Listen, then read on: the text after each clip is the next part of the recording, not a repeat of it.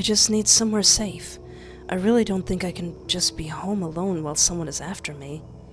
Yeah. Hello and welcome to my YouTube channel. I am Espoir du Vide, and today I'm going to play a game that was suggested to me called Invite Me In. I know very little about this game. I think it's still in demo form, but let's get right into it. Read content warnings, yes please. This game contains yandere behavior, stalking, manipulation, harassment, and violent tendencies, self-harm, blood violence, suggestive themes, sudden tone shifts, and other material made to induce fear. If you are sensitive to any of these materials, please reconsider playing, and please reconsider watching if this sort of thing bothers you. But if this thing is right up your alley, then you can like the video if you want, or you could play this game for yourself or follow it on their itch.io page, which will be in the description. I have to know your name. Why you gotta say it like that? I am Espoir.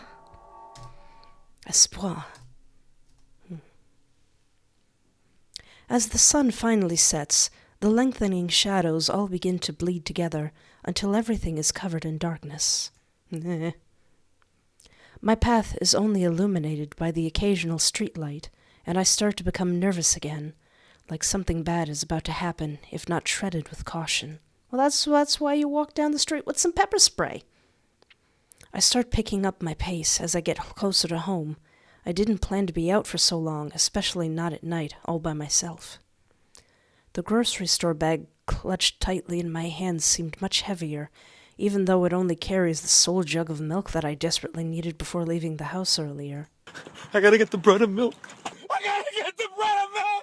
Now I'm wondering if it was really worth the trip. You gotta have your milk, you gotta have your strong bones. Turning the corner just leads to another dark road. I debate whether I should slow down to prevent tripping or just break out into a run here and now. But it's just a couple more blocks, then I'll be back at home. For some reason, nagging at the back of my mind, that didn't feel like an appealing solution either. If something dangerous really was just out of view, going back to an empty house was just like throwing a blanket over your head to keep the monsters away. It's moments like this that I wish I didn't live alone. That's when you get a dog. A big dog. But I'm probably just anxious for no reason. I don't have any evidence that someone is really trying to hurt me. It's good to be paranoid, though. I mean, it's good to be, safe and suspicious. Just these paranoid feelings in the back of my mind that I should ignore. You should not ignore them. I really have to stop trying to freak myself out. All it's doing is causing me to lose sleep, which makes me more on edge. Focusing on getting home is the only thing I need to worry about for now. Then I can eat dinner, chill out, and finally get some much-needed rest. Just as I was about to turn down the last street, I see a figure sitting next to the sidewalk a few feet in front of me. I immediately stop walking and try to get a better look before getting any closer. I hear the blood start to pulse faster in my ears. It's just like me whenever I see somebody walking down the street, minding their own business. They are almost fully hidden from view, so I didn't have much of a chance to see them from further away, and they are perfectly still. I feel the fear rising in me again and stay frozen in the same spot, my muscles tense, waiting to see if the stranger makes a move. They do nothing, and since it's so dark, I can't even tell if they've seen me or not. Though I keep getting the feeling that they're staring right at me. It's terrifying, but I can't just stand here forever. I want to go home. Swallowing the lingering, morbid thoughts and stirring up some bravery, I begin to walk again until I'm only a couple of feet away from the stranger. Once I'm closer, I can finally make out some of the vague details of their face, his face, and we make eye contact. I flinch back a bit after seeing him look at me, but then I start to notice something strange. He's curled up on the grass, clutching his arms tightly to his body, and I begin to hear his heavy, uneven breaths over my own. He's hurt, badly. As soon as I see the state he's in, I'm not only more than worried than before, but now I'm also heavily concerned for his well-being. Hello? Can you hear me all right? Are you okay? What happened? For a moment, he just keeps looking at me. His expression is unreadable, this far from any source of light. But he must feel scared, too. He doesn't respond. At this point, I feel he may be really, really injured. Maybe he can't understand me. Fastia the English? Est-ce que vous comprenez le français, monsieur? Ego ga wakarimasu ka? Just as I reach into my pocket to try and call for help, he finally speaks up. Injured guy. Something happened to me earlier. I was just trying to walk home and I'm a bit hurt right now. Oh, a bit hurt? He doesn't seem like he's doing well at all. Do you need help? Can you walk? He leans forward and begins to push up on his arms like he's trying to stand up, but he quickly winces and sits back down to his original position. It hurts. My arms really hurt. My legs are okay, though. How did you hurt your arms? Is anything broken? Broken? I didn't break anything. He shifts uncomfortably on the ground, trying to move his body to a more upright position. Aww. He looks at me a bit nervous. It's easier to see his face like this. A bit cute, too. Yeah, he's pretty cute. And his face is kind of cute. Not gonna lie, it's pretty cute. He's got nice hair. I didn't notice it before, but this guy has such nice wavy hair and pretty eyes. I feel kind of bad for focusing on that. But the realization truly caught me off guard. My eyes shift away to focus on something else. I shouldn't be thinking about this and instead try to find a way to help him. I must seem so rude right now. Please don't think I'm acting weird. Is everything all right? Oh God, he thinks I'm acting weird. Everything is totally fine. I'm just a bit squeamish about broken bones is all. You don't have to worry. My arms aren't broken, just a bit hurt. From doing what? Well, okay. I'm glad it's not that bad then. You should really be more careful. Getting injured on this side of the road this late is really dangerous. You're right. I'm really glad you're the one who came along. It seems like I had nothing to worry about earlier. To think I was so scared of him. I thought I was going to end up being mugged or murdered, but it ended up being a total overreaction. And now I'm just having a normal conversation with a stranger sitting in the grass. Well, that isn't too normal. But I still don't really know anything about him, and he still seems pretty worried, too. I would really like to know more about him, too. If I was them, I'd be more concerned about getting that milk in the fridge. I should try to calm him down a bit more, so I can help better. He isn't going to tell me anything like this. What's your name? My name? It's... What? Go back. Devon. Oh, Devon. He seems really shy about it. I feel kind of bad for asking now. That's a really nice name. It suits you. There's no way. I think your name is much nicer. My name is French. Thank you. My name? But I don't think my name is any better than yours, so your name is also very nice. That's really sweet of you to say. You're such a good person. Devon seemed really touched by such a simple compliment. Does he not get them often? Oh, don't mention it. You're not too bad yourself. He seems to freeze after I say that, as if his mind is going totally blank. Oh, not too bad? Thank you for thinking so. I've never seen someone get so flustered from being called not too bad. Oh, does he get beaten with newspapers or something? I don't want to embarrass him more, but it's nice to see him distracted from the pain. It seems that conversation helped a bit, even if somewhat awkwardly. He looks off to the side, trying to distract himself. Talking to a stranger like me seemed to make him pretty nervous. As a sort of anxious reflex, he begins to mess with the sleeves of his sweater. He just ends up wincing in pain after pulling on them too hard. Aww. Seeing someone be miserable like this, I can't stop myself from asking him about it one more time. Do your arms still hurt to move? Yeah. Devon tries to move his arms again, then gives up quickly. He pulls them back into his lap in a comforting position. Will he be able to make it back somewhere safe soon? It's horrible. His arms hurt too much to even make it home. I feel bad just leaving you here like this. Here, let me help you walk a bit closer to your house. You shouldn't have to sit in the dark. My house is still a bit of a walk away. I should be fine. I feel better already after talking to you.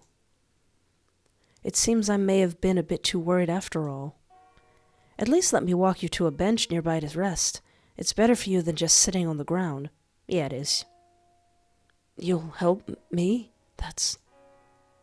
I really appreciate that. I just need some help standing up. Then I'll be okay to move on my own.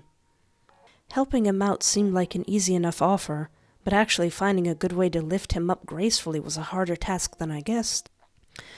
Setting down my grocery bag of lonely milk on the sidewalk, I walk a bit closer to Devon. We both look at each other, trying to figure out the best way about this.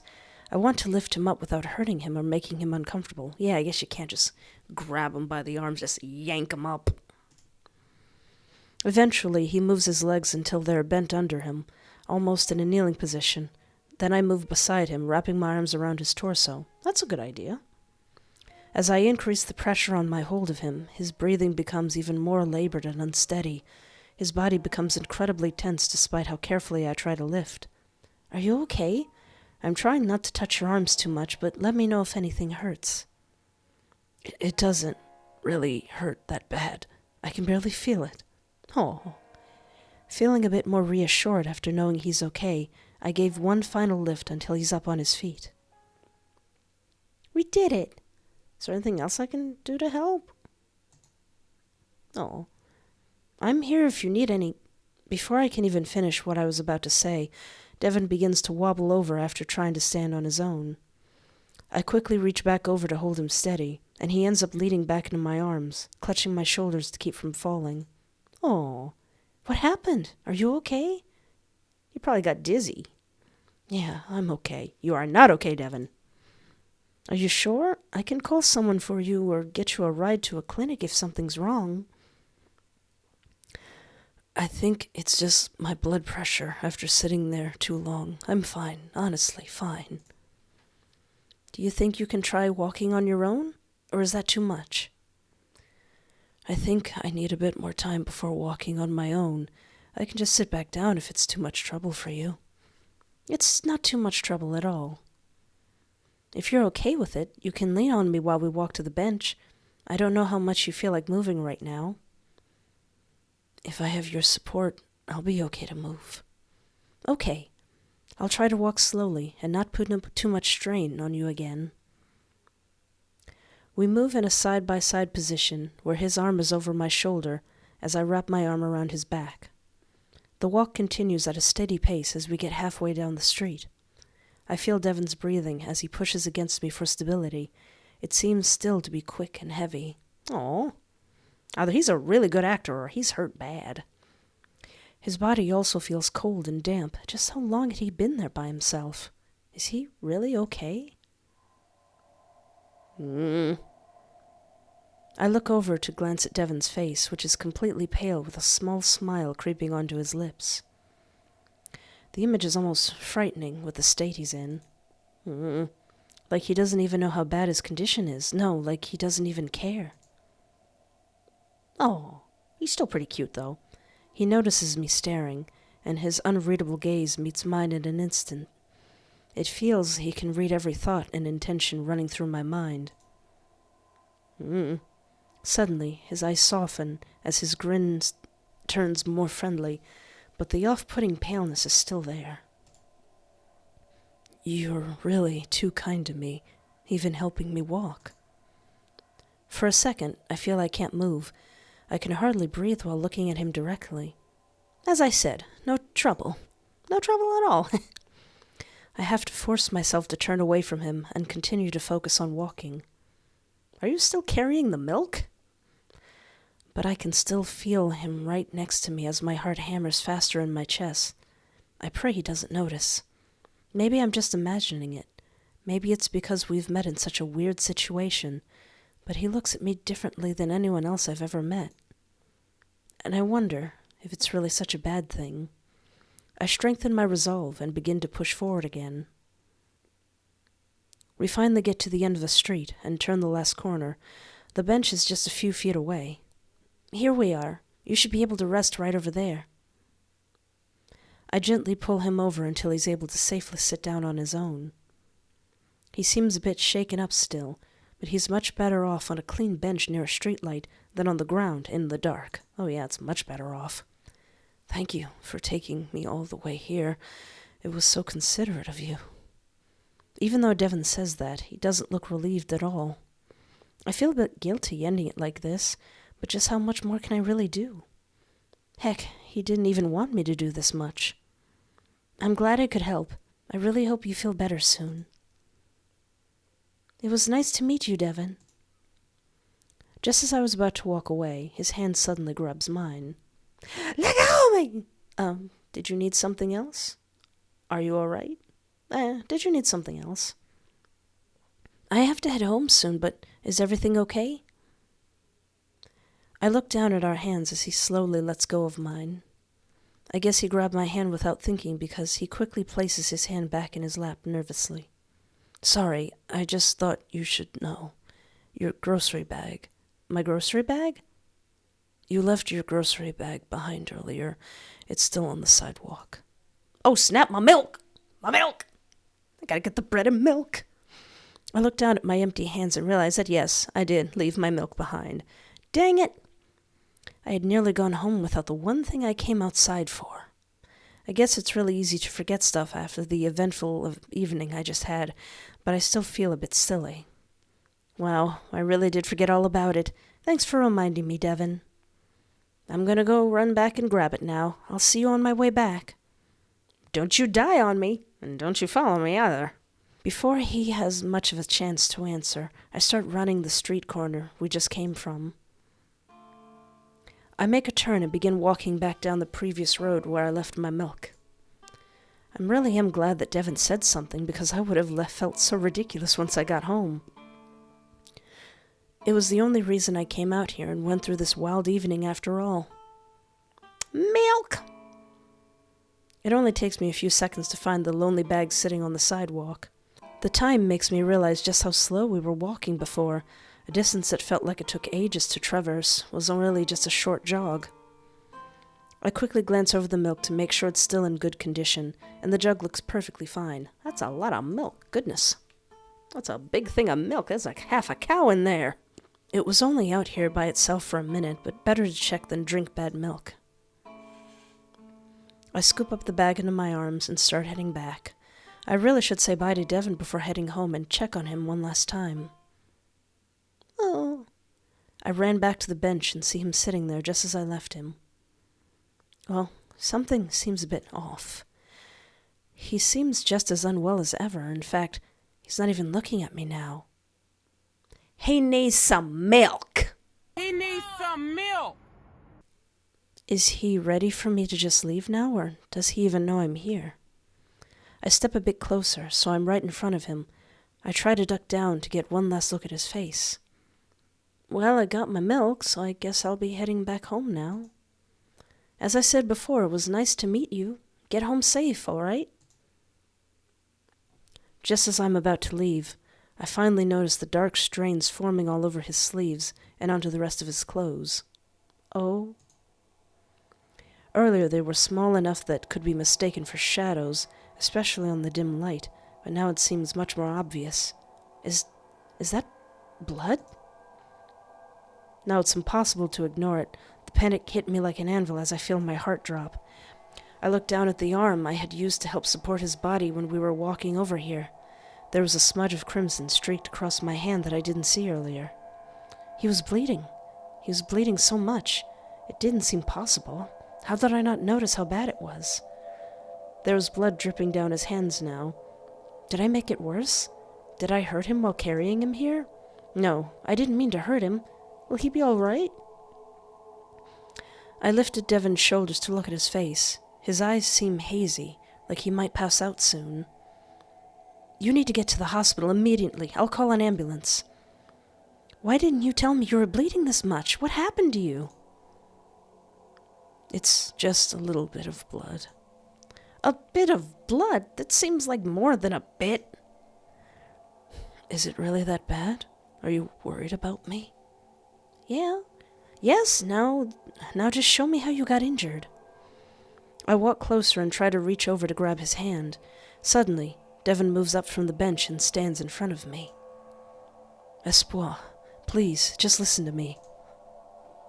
I need help, but Devon seems to inhale deeply, like he's trying to rise all the courage and willpower he has. I want to rush over to help him sit back down safely, but I feel frozen in place. I just examine his face, waiting for a sign to grab and steady him again. His eyes glance at mine, shifting from assessing to pleading, like he really needs to, tell me something. He still seems physically weak, but it's almost like he's even more energized now, like something in the past few seconds totally revitalized his conviction.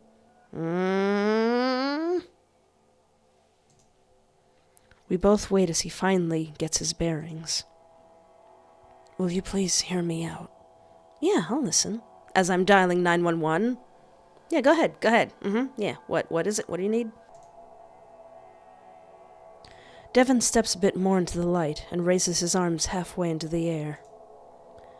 It's like he's trying to reveal the injury without moving his sleeves, like he's trying to shield me from how bad it is. Ooh. But all I see is more blood, and he seems to sense my concern. I didn't want to worry you too much, but it seems the state I'm in looks quite bad. To be honest, it hurts really bad, too. Boy! Get you to an ambulance. He grimaces as he looks down at his arms. Maybe he didn't even let himself think of how painful it was before. I didn't want you to know. My arms are so much worse than I let on. Then why don't you let me call for help? Someone did this to me. They were trying to hurt me. Someone hurt you?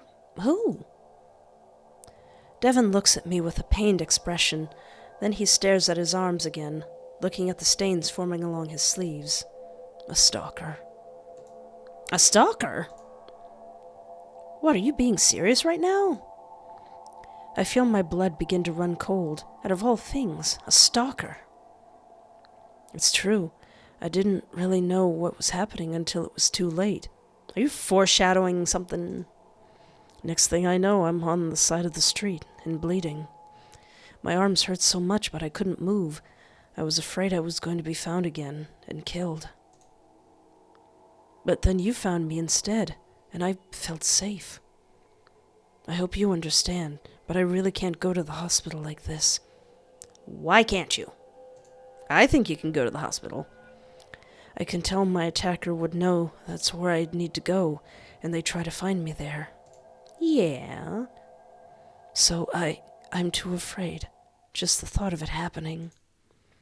I was about to argue with Devon, but seeing the fear in his eyes and the way his body is shaking, I don't have the heart to disagree. It's okay, Devon. I understand. You're not going to call for help, right? No, not if you don't want me to. But why can't we call the police? You might be in real danger. Police? I really don't think that's a good idea. It makes me too nervous. Plus, I don't even think they would take me seriously after not believing me before. Looking at the blood continuing to drip from his hands, I felt it's hard to not take Devon seriously at this moment. Like, dude, you're bleeding. Come on, you need to do something instead of just, laughing about it. Wait. Didn't even realize my thing wasn't plugged in. That's how good the music is. Wait. Headphones are on, but I'm not hearing it. But if he feels so certain about it, I shouldn't doubt him about this either. There has to be some solution, right? He can't just deal with this by himself and risk getting hurt even more. I want him to be able to get help. His life could be at risk, and I don't think I could go home only to see him on the news tomorrow. Then, what are we supposed to do? You can't keep walking around like that. I just need somewhere safe. I really don't think I can just be home alone while someone is after me. Yeah. The then if there were some basic medical supplies, I could make it work. I've patched myself up from worse. It feels like an inadequate solution, but my mind is racing too much to think of a good alternative myself. But one thing I know for sure, I can't leave him like this. I may be terrified, but that's nothing compared to what Devon is going through at this moment. I've been on edge the past few weeks with thoughts someone has been watching me, but he's been living it. I feel a bit silly trying to relate. I can't help but feel a sense of connection, though, like it was fate that I happened to be the one over here to help him. If anyone would know what it's like to live with fear and how it can affect you, it would be me. And wouldn't I want someone to do the same for me if I was ever in such a dangerous situation? Now you would, but you might be putting yourself in an equally dangerous situation. Me. As I've been going through my reasoning in mind, Devon has just been staring at me with a hopeful expression. If you need some place to go, you can come to my house. Kind of creepy that the music dipped out right there. Really? I can come to your house? No. Sorry. Hospital time. Oh, silly espoir. I have a first aid kit I bought recently. I'm not sure how helpful it will be, but it's better than nothing. Yeah, that'll work fine. Sorry. I can't believe you're really helping me. Me. I'm not gonna leave you out here alone or just hand you off to people you don't feel safe with. I really do want to help you, Devon. And I find myself really meaning those words. We stare at each other for a moment, assessing this bizarre situation that's been laid out quickly in front of us. But the look on his face, he seems so happy, ecstatic even. Mm-hmm. This just shows that I definitely made the correct choice, right? No. No, you didn't, me. No. No, no, no, no, no, no. No, no, no, no, no, no, no. Or did I even have a choice to not help someone in this much peril? It doesn't feel like I did at all. I try to push down any feeling of uncertainty and move on to the next objective. So we shouldn't stay out here too long, right? Isn't it kind of dangerous? Yes, you're right. We should leave right now. Devon's head whips around to survey the area, but he seems quickly satisfied. I think we're safe, but it's best to be careful and hurry along. All right then, let's go. I instinctively walk over to Devon and lean against him, moving my arm across his back again. Espoir, what are you doing? You still need help walking, don't you? After all this, I can't have you falling over on me. Of course. Sorry, I nearly forgot, and it surprised me. Oh, I can't help but smile at how flustered he still gets at this point, even with how horrible his night has gone. Even though we just met, Devon seems to enjoy being around me. I'm happy to think I could make what must be one of the worst days of his life a bit brighter. Devon moves against my arms, and we begin to walk together again. Maybe it's from doing it before, but it feels easier this time. Mm-hmm. My house is just a few buildings down, so you don't have to wait too long. Oh, I know where you live. What? And then you can just stay with me for the night and call whoever you need to call in the morning. That's really too kind of you.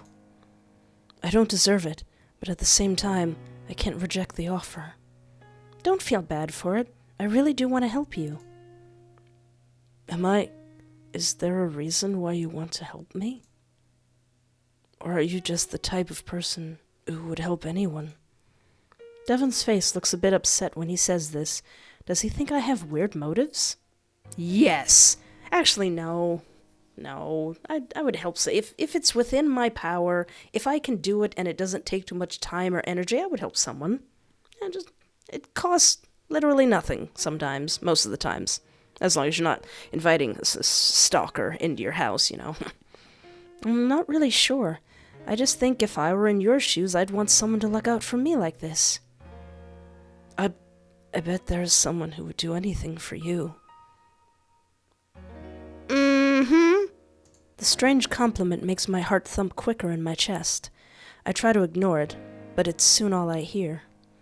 It makes me feel a bit happy in some way, and I get flustered myself.